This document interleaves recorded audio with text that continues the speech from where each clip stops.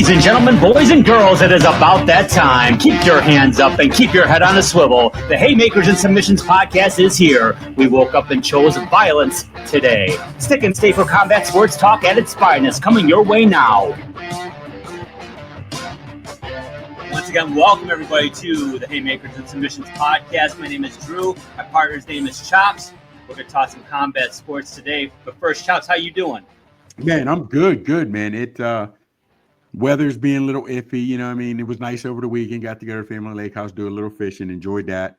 Last couple of days since, it's been nice. So I think we're supposed to get some cold weather here next couple of days. Now, again, don't forget, for me, 40s is cold now. 40s is cold. Even though I was born and raised in Pittsburgh, 40s is cold for your boy now, man. I can't do it.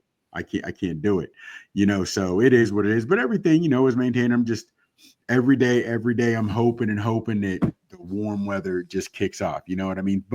And technically, we're only supposed to have highs in the high 50s and low 60s over the next couple of days. Now, this coming Friday and Saturday. No, next Friday and Saturday, we're supposed to hit 71, 72 again. We hit 76 a couple times last week. That's what your boy was. That's what I'm looking for. You know what I mean? That's what I want. But then I call home, you know, I want to go, you know, see friends back home to Pennsylvania, whatever have you. And they're saying, oh, it's nice today. It was 42. Nah. But I remember when I thought that was nice weather. You know what I mean? I can't do it. But other than that, man, everything is everything. That's cool, man. Yeah, up here, let's see. It was 53 degrees today here. It rained all day. That's typical. I think we're expected to get rain tomorrow, like tonight. And tomorrow's supposed to be rain and some wind. And then I think over the weekend, this weekend, Saturday and Sunday, we're supposed to have a good chance of getting some rain. So, well, it sounds like a great weekend to hunker down and watch some UFC 313 that's coming up on Saturday, right? Yeah, man. Yeah, I mean, we don't have college football anymore. So, yeah. So, but yeah, man, I am. And it's kind of weird that you mentioned that. They're not weird, but I'd like to wonder if boxing and UFC or somebody MMA, they sort of know each other's schedules. You know what I mean? Because even though they're worried about their sport, they do realize that crossover could help, because we had a big fight last week, which we're going to get into. But we have a nice card this week, you know? And with that UFC 313, I'll be honest with you. For me, I'm liking the entire card. I'm liking the entire card. But a lot of the fans who aren't into the entire card, they may not like it the way that I like it. You know what I mean? And so I get that. So what I will do, though, is in talking about what we've got going on, I'll look at just the two biggest fights. You know what I mean? Now, there are some other guys on the card that you'd want to check out. You know what I mean? But again, I won't even get into that. However, when you have I don't want to say the co-main event, but it really could, because the guys that are in it, Justin Gaethje versus Rafael Fiziev. Now, technically, these two cats fought about almost 2 years ago to the day. It was later in March, but they fought in March in 2023, and it was a hell of a fight. I mean, it was a good ass fight. Gaethje got the win. But when I'm telling you, they could fight this in a phone booth, they could have. And I mean, they're throwing leather. Now, the crazy part is they're only 155, where, you know, you and I love boxing. Mm-hmm. So we're seeing guys that are 130. Well, let's go to Inoue, who's 122. But you got guys from 122 like Inoue, 130, 135, 140, that are throwing heavy leather for their size. Oh, yeah. And you take that into consideration. These cats with UFC, they still get their hands wrapped. They're only using 4-ounce gloves. You know what I mean? So, and these cats love to throw. They love to throw. So you got Rafael Fiziev and you got Justin Gaethje. Gaethje, he truly goes out on his sword. He leaves it all in the octagon. He's coming off of a loss to Holloway. It was a good fight until early on. I don't know if it was end of the first or end of the second. Holloway threw a spinning back kick and Gaethje went to duck, and it was a spinning back kick to the head. Boom, kicked him in the face, broke his nose, and you could tell Gaethje wasn't the same from then on. Your boy Fiziev, he is coming off a two fight losing streak. One was the Gaethje, and that was in March of 2023. Mm-hmm. And then in September of 2023, he fought a guy, Garmo, and he ended up tearing his knee up. Fiziev tore his knee up to the point where he ended up losing that fight because he had to start. He couldn't go anymore, right? This is his first fight back since that injury in September of 23. So you're looking at almost 2 years out of action, right? So some guys may say, let's get a tune up. Let's get something to knock the ring rust up, they say in boxing. If you're a contender and you're a big time name, I'll be honest, whether you're a fan of Dana White's or not in the UFC, you got to admit, he does not give easy fights, really. He just really doesn't. I'll give him that. Even when Brock Lesnar came over from the WWE, mm-hmm. he started out with the guy, I can't think of his name. He something, whatever. Then after that, he was in there with big names. I mean, he was in there with big names. So, and I hate that I'm drawing a blank with it. But even, CM Punk, he came in, Mickey, and he fought some guy. When you come in, Ronda Rousey, she had some top guy. When you come into UFC, Dana doesn't really give you any cream puffs. You know what I mean? So having said that, Fiziev is coming back off 2 years off. Now, it goes one of two ways. You could look to the point where I'm truly healthy now, and I feel better, and I feel good, and sparring in camp has went well. Sparring is not live fighting. Yeah. You know what I mean? So you can look at it as I feel great. I haven't had any real issues with my body and I'm good. Or it could be, I don't know, because it's been 2 years. Do I have ring rust? And with Gaethje, you don't have time to really get your timing. You don't have time to poke and prod to start to get his timing to read his game because you've been out of it so long. Your timing is off. Gaethje is going to be on you like a shark to blood. That's just his style. He doesn't know another way. And the crazy part is Gaethje is wrestled in college. He's a wrestler at heart. But I think if you told me Gaethje has less than 5 fights in his entire less than 5 takedowns in his UFC career or his MMA career. And I think Gaethje's had like 30, 31 fights somewhere around in there. I don't think he's had more than 2 or 3 takedowns in his career. He likes to bang. Yeah. So come Saturday night, I expect the same thing. Gaethje wants to get back on that winning edge. Now, Gaethje is 36. And he's a young 36, like just turned 36, where you have Fiziev, I think, 33, 30, 32, 33, something like that. So neither one are still in their prime.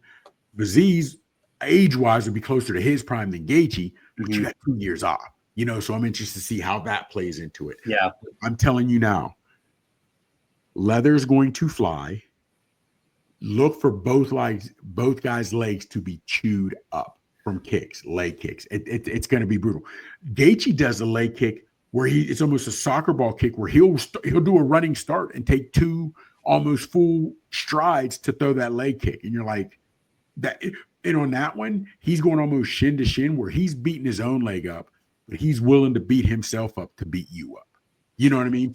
Yeah. And Fiziev, before he got hurt, and it was an injury, not just hurt, it was an injury that he couldn't come back from, or it took 2 years to get right. He can be hit with a cinder block, and he's going to keep coming. Gaethje is going to give as good as he got. In his last one, he literally had lost almost every round, didn't look good against Holloway after that broken nose. Holloway was picking him apart. And towards the end, Holloway always does this for like the last 10, 15 seconds of the fight. Let's do it in the middle of the octagon.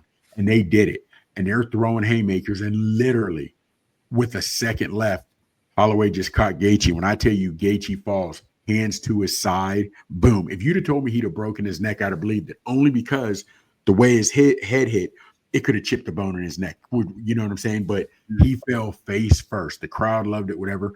But that's the type of fighter Gaethje is. So this is going to be a good one. And because of the layoff, I'm going to go with Gaethje. It's going to be entertaining, but I'm a Gaethje guy. I'm a Gaethje guy. And if you look back, there have been a lot of big name fighters that had not been the same after they fought Gaethje because he just brings it. He just brings it, and he's not going to stop. and win or lose, you're going to know you were in a fight. You're going to know it. So I'm going to go with Gaethje over Fiziev in that one. Now, the main event of the evening, you know what I mean? Oh, yeah.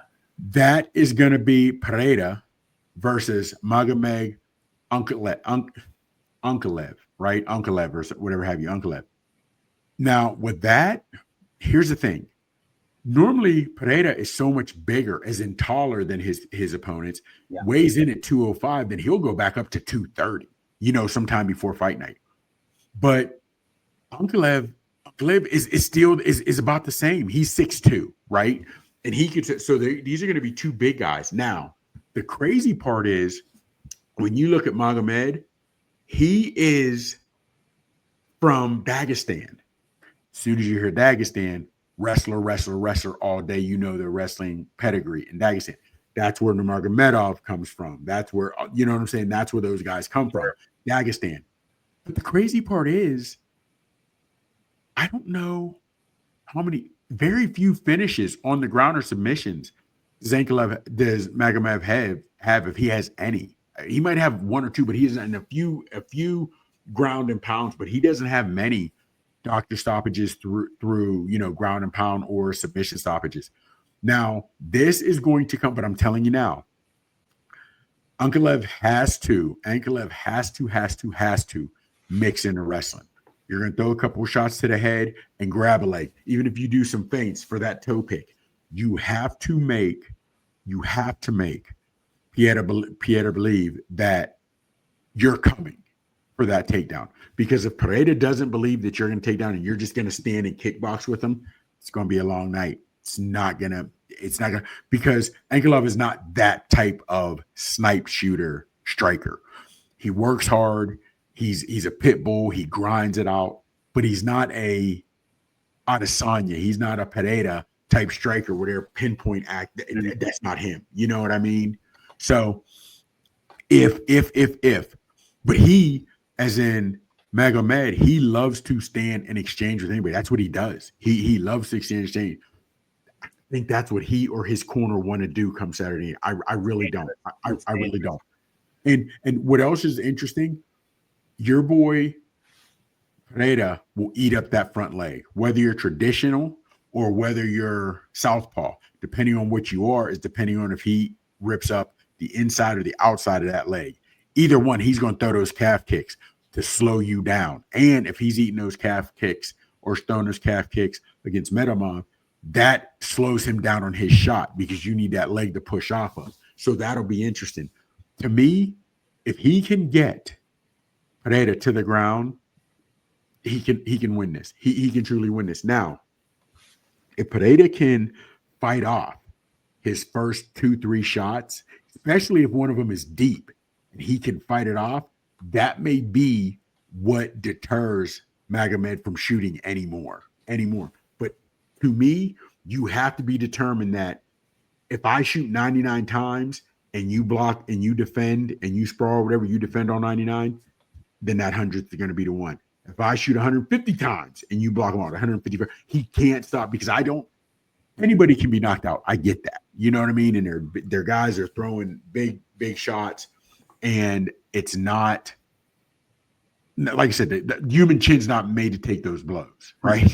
No. And they're light gloves. So having said that, anything can happen, but with just the weapons he has, with his hands, with his feet, elbows, the way he just punished Khalil Roundtree, Pereira did in his last fight. You know what I mean? Yeah. But this is the fight everybody wants to see. Champion Pereira, number one contender, number one contender, in Magomed. So it's going to be a good fight. I do believe it's going to be a good fight. And don't be surprised if he, as in Pereira, just gets caught. That's the only way to me, standing up. Ankalaev beats him standing up because he just doesn't have the toe box. He doesn't have this, I hate to say skill set, but Pereira's world-class standing up. He's a world-class striker. Yeah. So, and Pereira is doing something that a champ this day and age doesn't do. I think this is his 4th fight in like the last calendar year. You don't fight that often as the champ, not in this day and age. We played him a lot, and we just started in October. Yes. a lot. Yeah. So yeah, man. So I want to say it's like his 4th fight in the last calendar year. So again, they both have, where styles make fights, and this is where, to me, Ankalaev should go dig into his grappling. He may not like it, but he needs to. But on that one, man, I'm gonna go with Pereira. I'm holding Champ. I believe Champ is gonna hold serve. Champ is gonna walk out with his belt. It'll be a good one. It will be a good one. And if you tell me that Ankalaev won, he either wrestled or caught him, just caught him standing up, because he's not going to beat Pereira standing up. It's not going to be like he beat him 1 round, 1, 3, and 4. Like, no, it's going to be there was exchanging, and boom, he just threw something and caught him. Makes sense. You know what I mean? So I'm going with both of the brawlers. I'm going with Pereira, who is, I hate to say a brawler, but he's just, with his sniping skills, he's an excellent striker. And I'm going with my man Gaethje. You know what I mean? In 310. But if you guys are out there, watch the whole card. The whole card is going to be interesting. But if you only got time for 2 and you record whatever, those are 2 fights you definitely want to get a hold of. Very cool. Yep. So that's UFC 313. That's 8 p.m. T-Mobile Arena in Las Vegas, Nevada. Let's turn to boxing. Hey, we're going to talk Tank Davis. And man, we both had this as a KO. Chops. This is a majority draw. Yes. 114 on 2 of the cards, 115-113 in favor of Tank Davis on the 1 card. So majority draw. Wow, let's talk about this one because there's a lot to talk about. Let's break down this fight. Obviously, okay. Tank was surprised. Roach was disappointed, but he seemed happy that he put in a good effort. Let's talk. Yeah. Yeah. Okay. I don't know did you watch the entire fight? Ring walk and all. Okay. I hope you caught it. I don't know if it was just you and the missus there, if you were in a group with a bunch of guys, but in the ring walk, when he was standing in the tunnel about to come out so the entire crowd could see him, the announcer had made the comment, this could change his life forever. Meaning if he'd have gotten a win. Mm-hmm. But I think this did change his life, regardless, even though he didn't come out with the win. So that's number 1. Okay. On a personal note, I'm going to have to stop. I got to get out of that mindset to be the champ. You got to beat the champ, because everything is changing these days. Everything is changing. And here's why. Because if we're going back, and I know the Jack Johnson days, and that was the order when they would fight 25, 30 rounds, whatever have you. Yeah. Because if you go, okay, so we're going to 12-round fight, but we're not keeping score, but we're going to say he beat A, beat B, B beat A. You know what I mean? Champ is A, B. If you have a clear-cut victor, okay. Mm-hmm. If the belt's not on the line and these guys don't have the numbers and the ranking beside them, you could say, and I'd be, Roach won that. But now here's the thing. We're saying that because it comes down to that knockdown. Because if there's no knockdown and somebody says Tank squeaked it out by a point or 2, okay, but it was that close. Razor's edge, you give it to the champ. So that's where I am. To be the champ, you got to beat the champ. But now once you score that knockdown, it's not traditional, but hey, anything other than the soles of your feet touch the canvas, that's considered a knockdown. Yes, it is. So in that aspect, I go with Roach. So if these are guys on the ESPN, these guys on the undercard, I go with Roach. But even though I like Tank is the aspect of he brings it, I think he has a lot of too much drama at his press conferences for me. Yeah. But he brings it. He's always there to fight, whatever have you. I'm not mad he didn't lose the belt. And I'm glad it was a draw. I'm glad they did, you know what I'm saying? But I'm glad nobody had it 116, 112 for Roach. Or excuse me, for Tank. I'm glad that he didn't get that, So on that aspect, before we get into it, because I want to hear how your initial thoughts were, I know I have to get away from to be the champ. You got to beat the champ. And I should. But part of me is, you're the champ. You've earned that. You've earned that. I don't want to just take it from you. Yeah, he outpointed you by 1 or 2 points.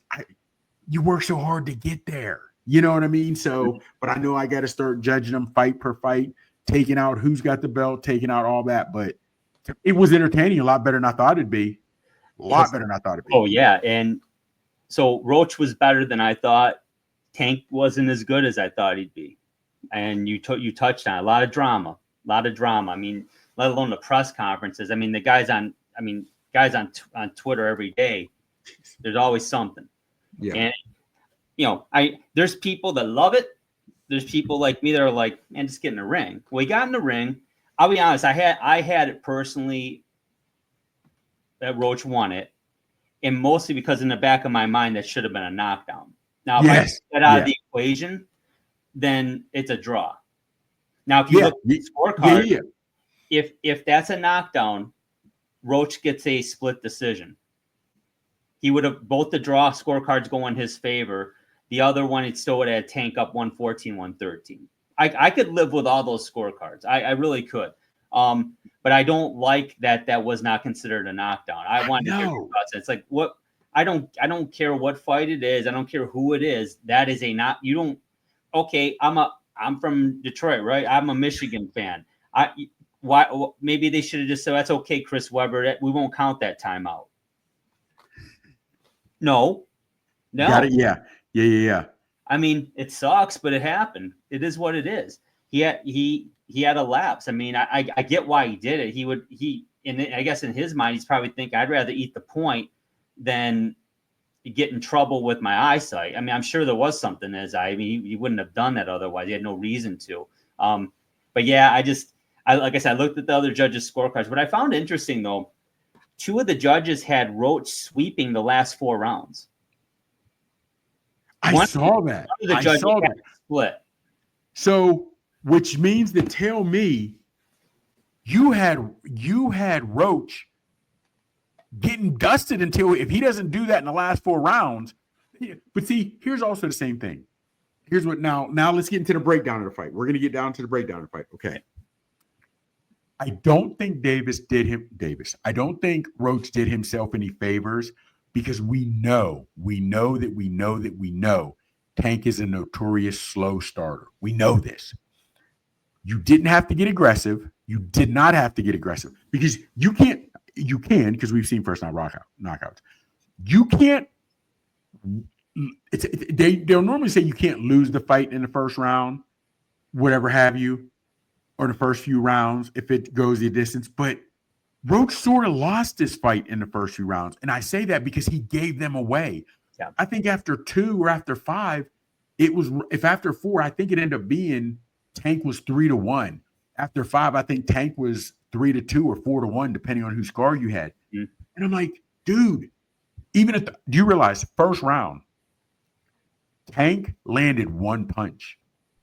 Your boy Roach only landed 3. Yeah. Roach, what are you doing? I don't care if they're jabs. Because you were walking forward, that's called ring control. Yep. You were the aggressor. And if you throw, I don't care if they're jabs. And in the last minute, though, Joe Bosch say you try to steal the round. Yeah, try to steal it. Throw a couple body shots. I don't care if it's 2 or 3. I don't care if you hit elbow. I don't care if you hit glove. Just throw them. Yeah, he didn't do that. He could have stolen the first 2-3 rounds that way. Now, when it's time to get loose, because Tank is going to turn it up after the 6th or 7th, now you've already put money in the bank. A la Teofimo versus Lomo. Yeah. Remember, that's what Teofimo did because Lomo gave those rounds away. Teofimo said, I'll gladly take them. That's where I think Tank did himself an injustice, how he fought the early rounds. Yeah, I mean, I always reference back to the Hagler-Leonard fight. That's a prime example of what happens when you give away the first 4 or 5 rounds. Hagler gave away the first 4 rounds in that fight. Yes. I mean, he did. He didn't do anything. Nothing. I get it. You're tough, man, and Tank's tough dude. I mean, I really appreciate his ring generalship and his style. I do. But I agree with you. Roach, all you had to do is just find that jab. Bang, bang, move around. Bang, bang, move around. I mean, it didn't have to be super aggressive, like you said, but be active and score. Yes. And it's funny now because they're all talking about how Tank beat him twice in amateurs. And we talked about this last week. Who cares? Yeah, that's years and years ago. If you won in amateur and you're saying, and if in your mind, in your camp, that tries to give you any psychological edge, I That's ridiculous because it was years ago. You were a better fighter, so you have to assume that guy is a better fighter. You were a different fighter, so you have to assume your opponent is a different fighter. That means absolutely nothing. That means absolutely nothing to me. You know what I mean? On that aspect, because he's bigger, he's faster, he's stronger. You know what I mean? Even if you're fighting at the same weight class, which most likely they weren't, but even if you're fighting the same weight class, just going from a teenager to a young man to a man, your strength goes up. So nothing is the same. So I don't understand why they put that there. You know what I mean? Now, if we fought within the last year, okay, and we're established, okay, it could mean something. They go in a psychological advantage. Yeah. So I'm saying that to say, the crazy part was, let's go with the middle rounds. I'd like to do this in rounds, right? Yep. We already talked about the first few rounds, how Tank did what he did, slow starter, but Roach didn't jump on that. Now, I don't know if he was new because Tank would turn it on 6, 7, 8. I don't know. I don't know if that's what he was doing. I still think you should have had the wherewithal to throw maybe 5 or 6 more punches, land 2 or 3 more punches, and you win those rounds, whatever. Okay, so we're past that. Tank's MO is known that he's going to start pouring it on. What, about the 6th? About the 6th or 7th is where he starts pouring on. Mm-hmm. And true to form, ding, ding, that 6th round comes and he's going. Going.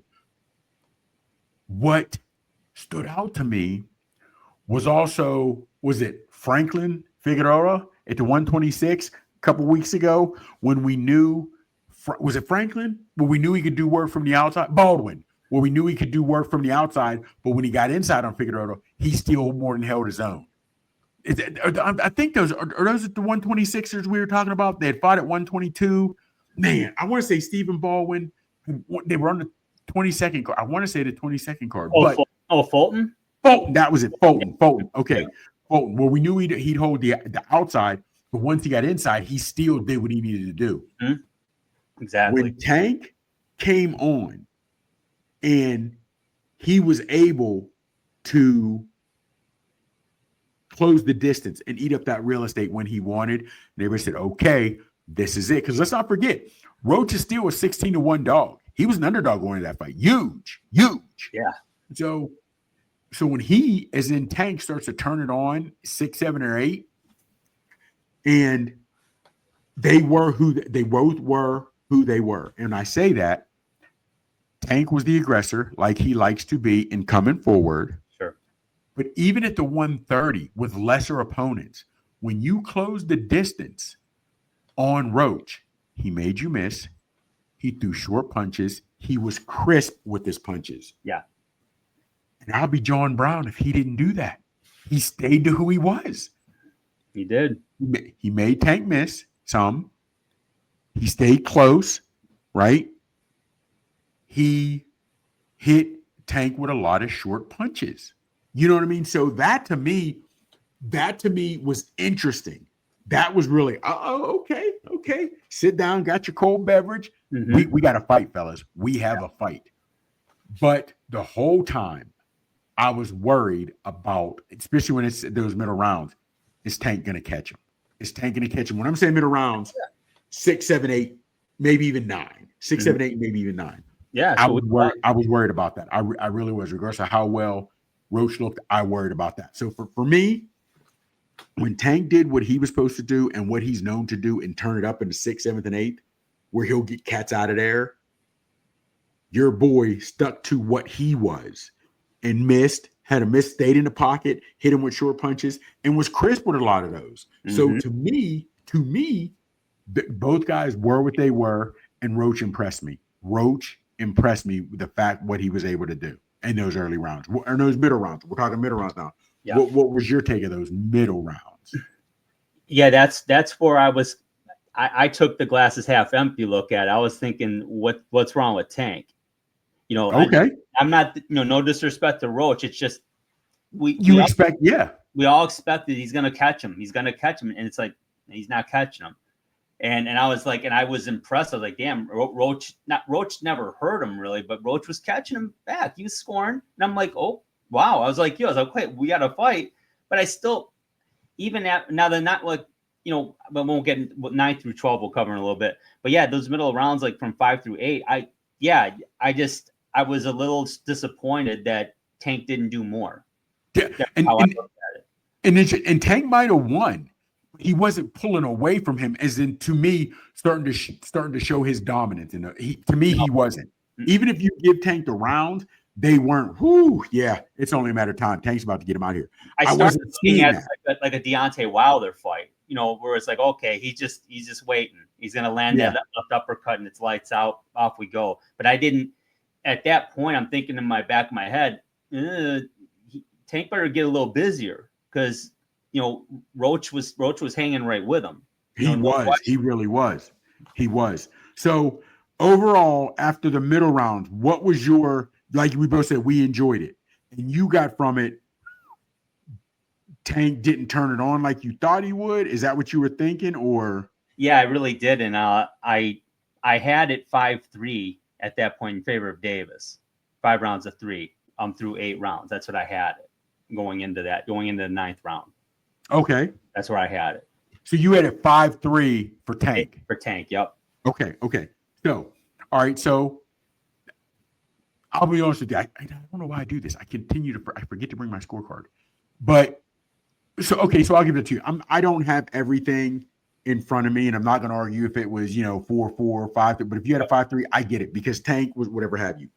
But I want to push back on a little bit of that, and I want you to think about this going into as we talk about these last rounds, because a lot of people said, "Why didn't Tank didn't look as good? What's wrong with Tank?" Tank was doing everything he normally does against every other fighter.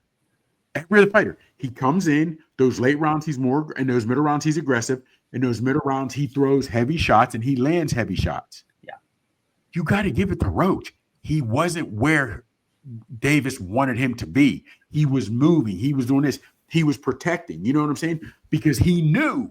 Now, if anything, to me, I think Roach a few times stood in the pocket more than he should have. That's what worried me.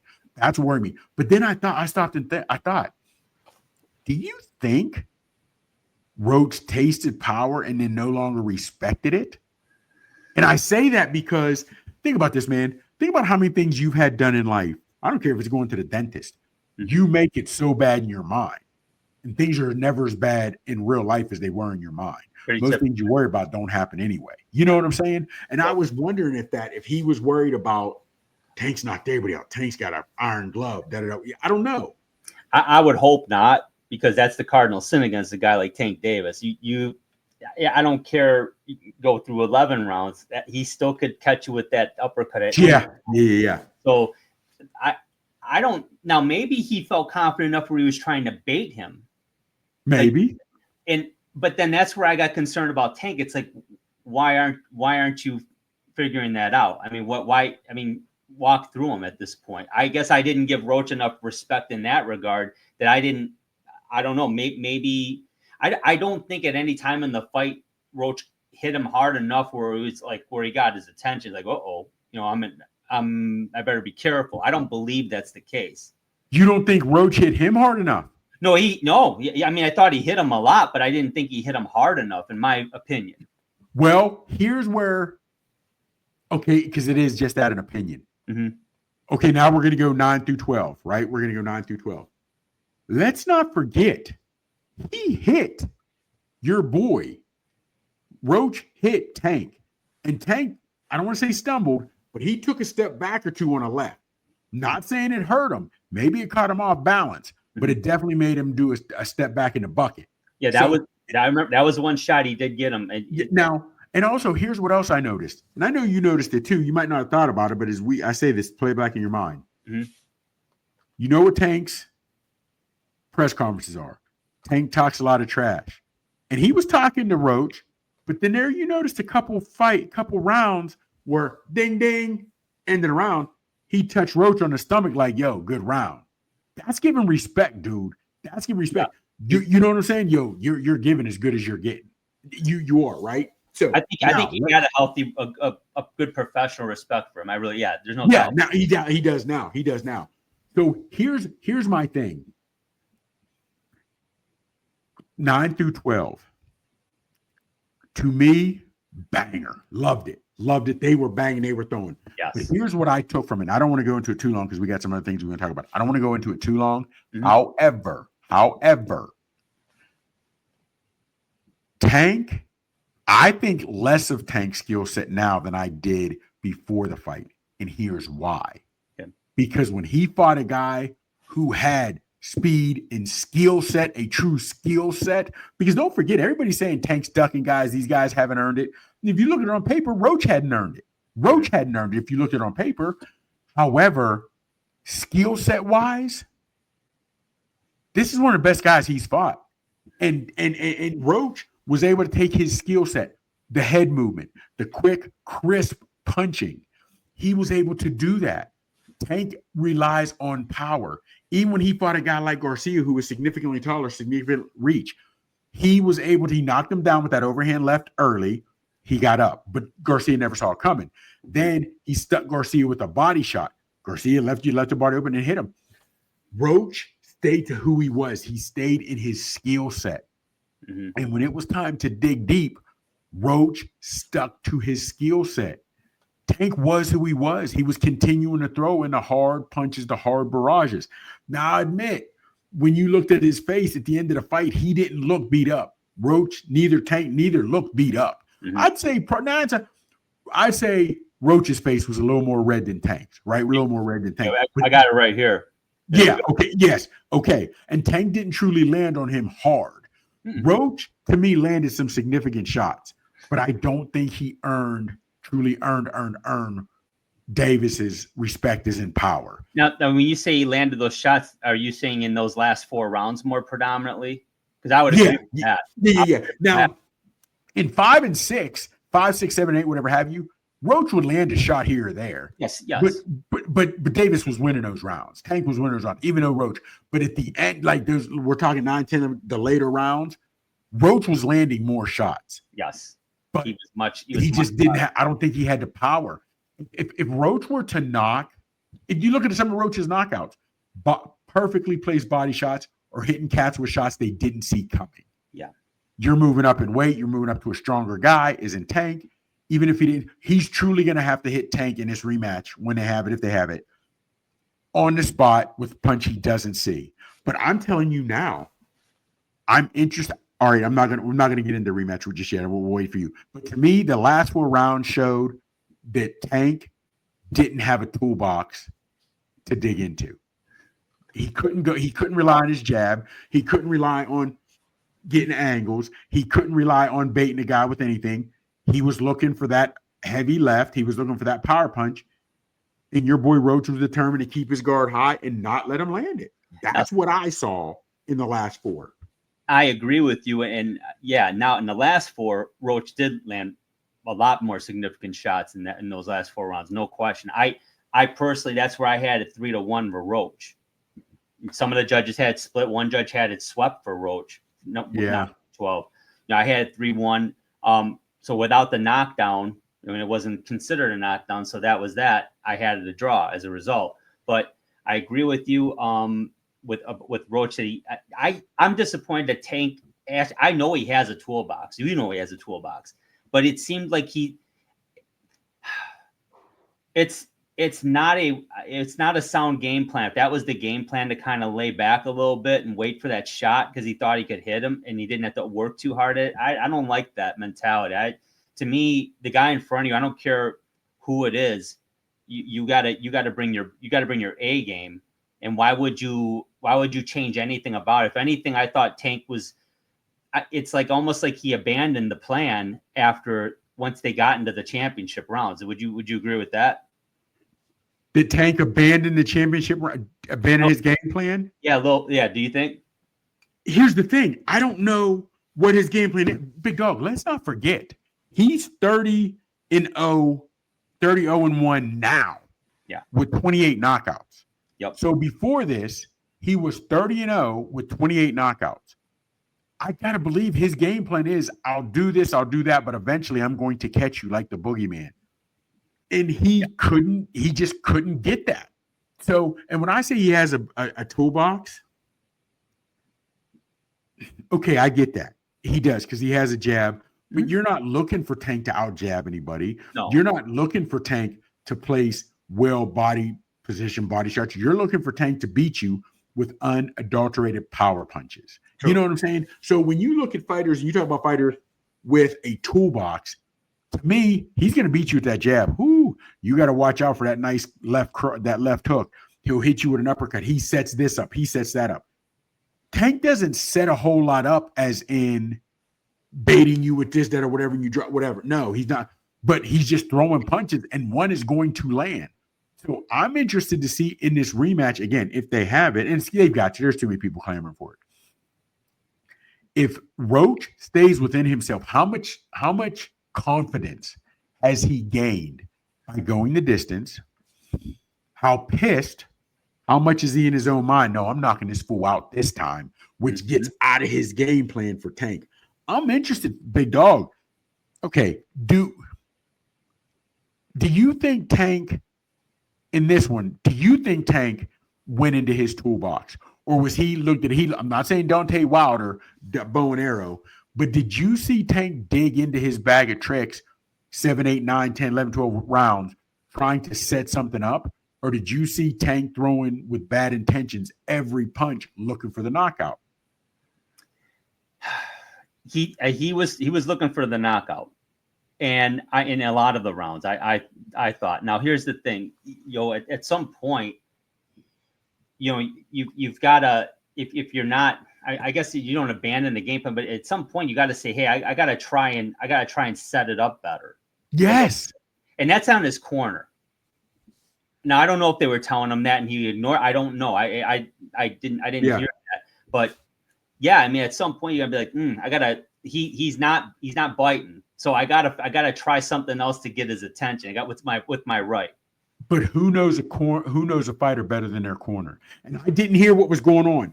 But if his corner's not telling him, but then again, if they're not telling him, maybe they know that's not what our guy does. He doesn't set a trap and let you know what I'm saying? I just don't know. But because of the skill set of Roach, because of the newfound confidence of Roach, because of the power of Tank, because Tank may be pissed off now, I'm interested to see how this rematch goes. And I'm praying every day. In training, I don't care if they have it blasting through the loudspeakers. To Roach, do not get out of your game plan. Do not feel good about yourself. Do not stand in front of this guy and exchange punches. Don't do it. Don't do it. Yep. Because that type of confidence will get you smooth laid out. Counting ones. Oh yeah. Smooth.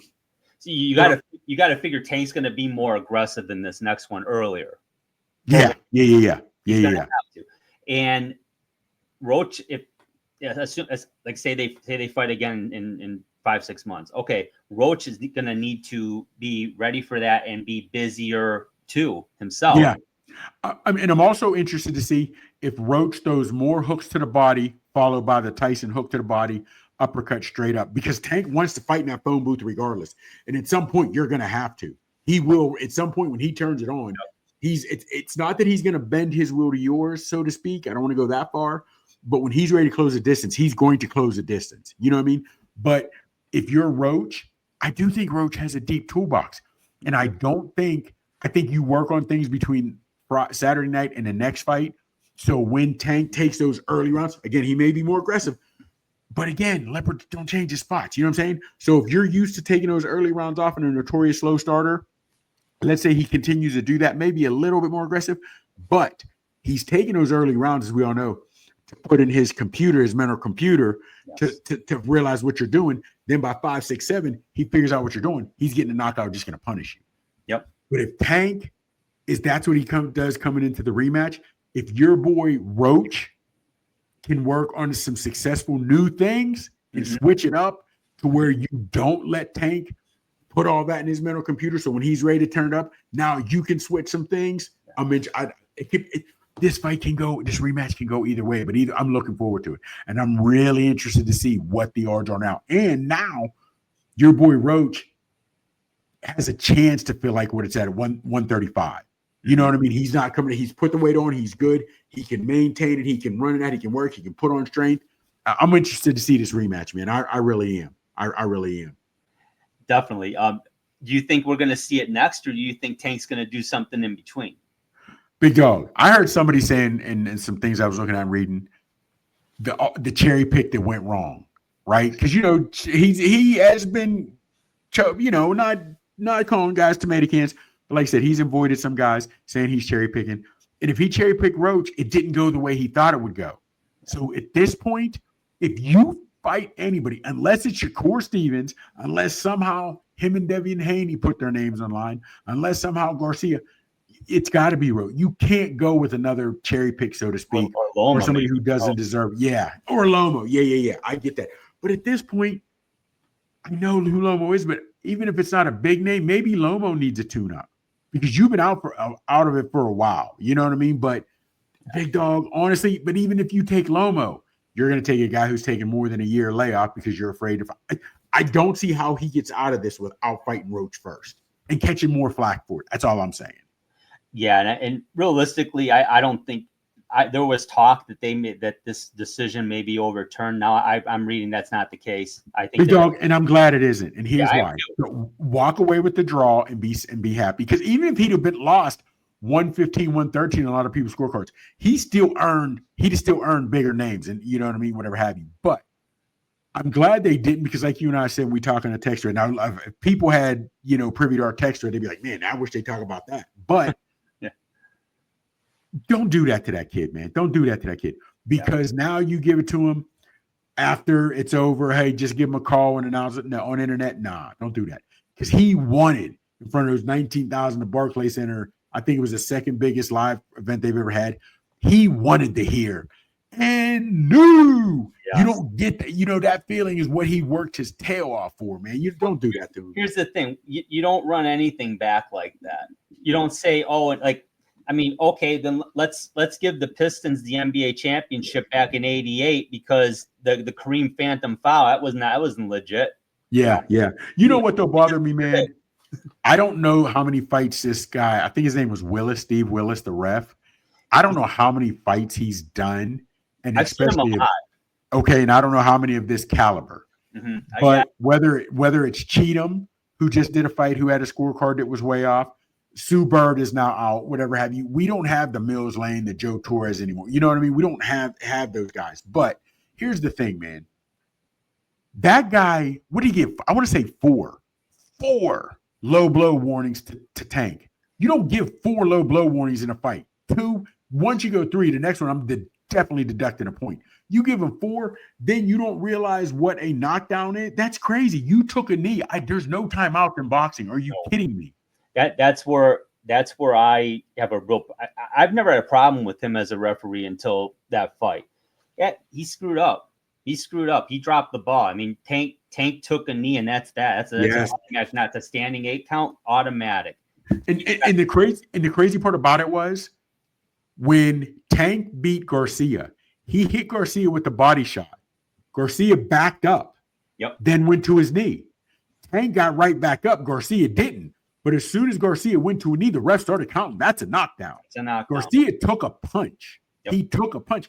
And there was a round where they were saying seconds out, and your boy Tank sat on his stool an extra 3 to 5 seconds longer than he should have. So that referee, to me, man, I'm not going to say he cost, but he did cost David or Roach his night. He really did. Bottom line, going by the judges' scorecards, if he gets a knockdown in the 9th, he wins 2 of the 3.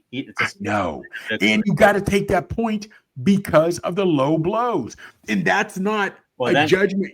And I mean, any word judgment call. Then it's a majority decision. Yes. Yep. Yes.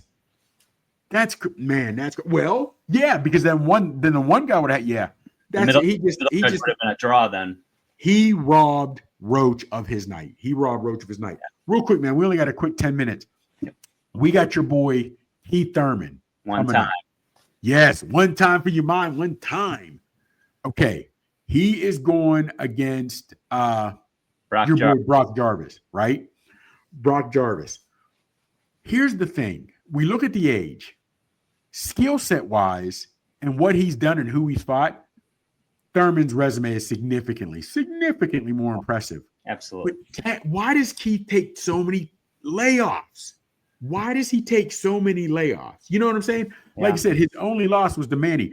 And he started off strong in that fight. He did. Manny being Manny just ended up wearing him out. You know what I'm saying? And again, Jarvis, his big name was against Liam Perro and got knocked out. You know, got beat first round.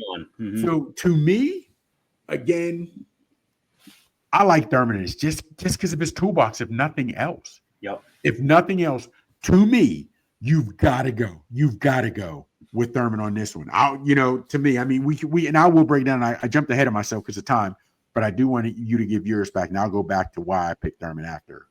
Oh no, I'm with you. Here I don't. Now I admittedly don't know much about Jarvis other than the Pereira fight, which obviously didn't end well for him. I would expect. I know Thurman's had the layoff, but here's the thing: if he's going to continue and try to get another fight or two, big money fight or two, he's got to win this He's got to win this and get a stoppage. He's got to be winning convincingly. I'm not saying he has to put his lights out in round 3, but I would expect to see him outbox him and wear him down by round 8 or 9 to see Brock on the canvas, and that's that. That's what I would be looking for. If he doesn't, if it goes the distance and he wins it and it's kind of shaky, it might be time to say enough at that age and to have a performance that's not at the par. Oh, I don't know. I like Keith Thurman a lot, though. I am a fan. I respect him a lot. I think he's a good fighter and seems like a good dude too. So I hope he's successful. I want to see him again. Okay, now here's the thing. When you say Keith Thurman and like you look at his record, 1 loss to Pacquiao, that ain't bad. I really want to talk on that. However, let's stick with Jarvis. All right. Don't forget, after your boy Pacquiao, he came back and beat Barrios by unanimous decision. Barrios ain't no joke. You know what I'm saying? He's no joke. So he, as in Thurman, he has the skill set. Thurman definitely has the skill set. You know what I mean? Now, I will admit, Barrios, that was what, man? And Barrios only has 2 losses. And his 2 losses, which to me was very brave, he fights Gervonta Davis and then Keith Thurman. So those are his 2 losses back to back. You know what I'm saying? So, and he took Davis to the 11th, and Thurman went the distance. So Thurman has a toolbox. Thurman has the skill set. Yeah. To embarrass Jarvis. However, and he is 36. I'll give you that. I'll give you that. What is it? And Jarvis is what, 29? So 7-year difference. But he, as in Thurman, is not the typical 36-year-old because he takes such long layoffs. It's true. You know what I'm saying? He truly gives his body enough time to heal. So because of what he knows, if he gets hurt, how he know, and well, I can't even say that. I would like to say that if he gets hurt by a shot, he knows how to cover up, which he should, but he's never really been hurt. He was against Manny, you know what I mean? And that was what it was.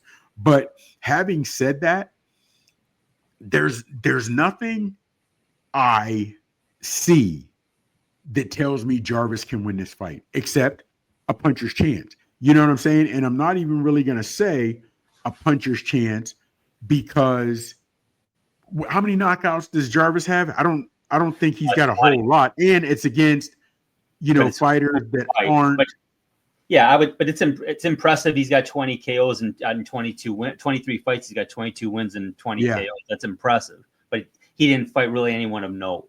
Yeah. And the one he does that throws back, he got knocked out.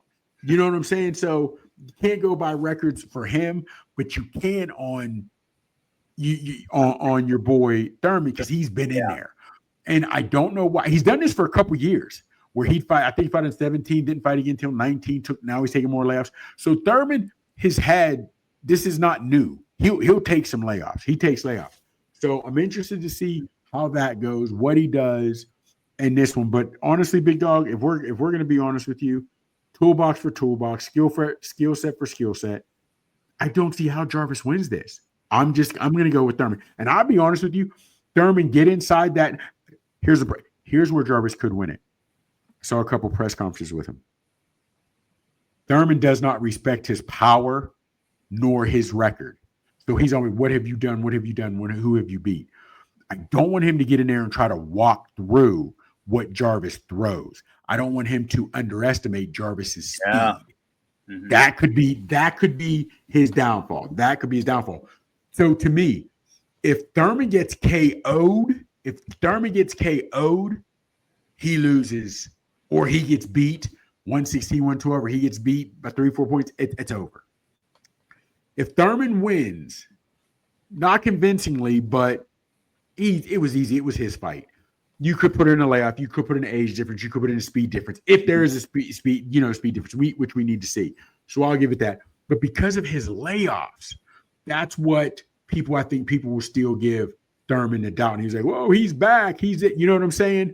But then if he doesn't look well but still wins, was it because of the layoff? And what will he look like if he starts to fight regularly again? Because big dog, you're seeing guys fighting 36, 37, 38, 40 now. 40, yeah. Oh, yeah. So absolutely. Yeah.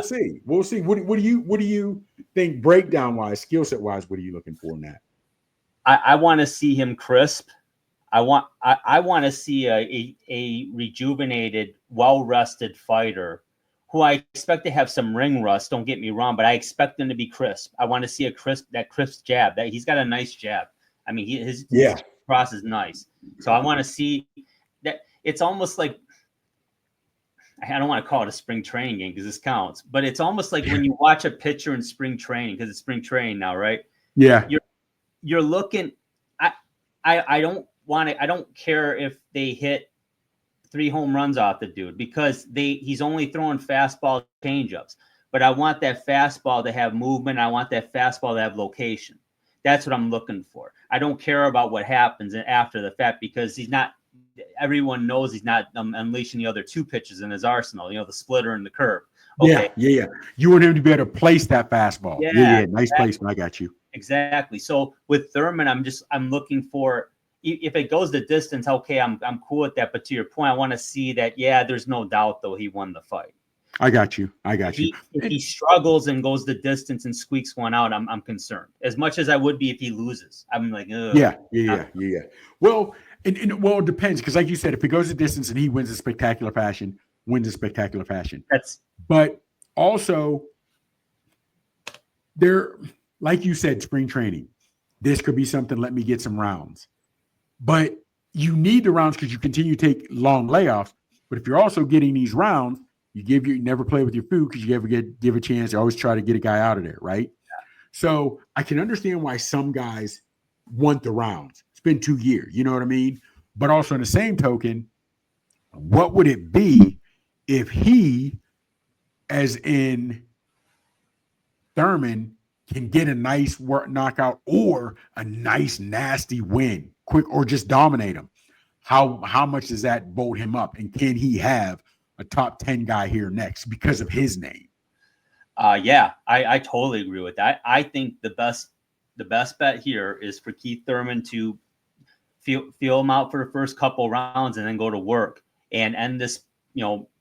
I'm giving Jarvis the benefit of the doubt. I think it'll go a little later, but I want to see Thurman get a stoppage, and absolutely I don't know who, but there's no question with his resume. Oh yeah, he's a money fighter. I mean, at this point, to say that no one's a money fighter, I mean, it's like, okay, there's only one Tank Davis, there's only one Bud Crawford, there's only one Canelo. I mean, they got to fight other guys. So, I mean, it's like the biggest names out there are who we got to fight. And if it's Shakur Stevenson, then cool. If it's Keith Thurman for somebody else, okay, cool. But let's see it.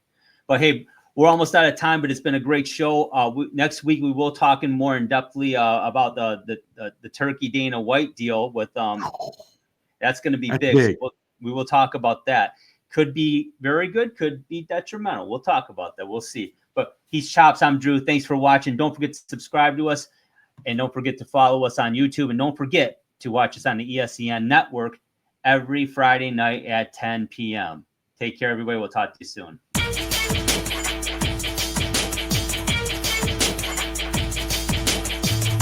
Thank you for watching the Haymakers and Submissions podcast. You can find us on the ESEN network on the Roku app every Friday night at 10 p.m. Eastern Standard Time beginning on October 4th, 2024.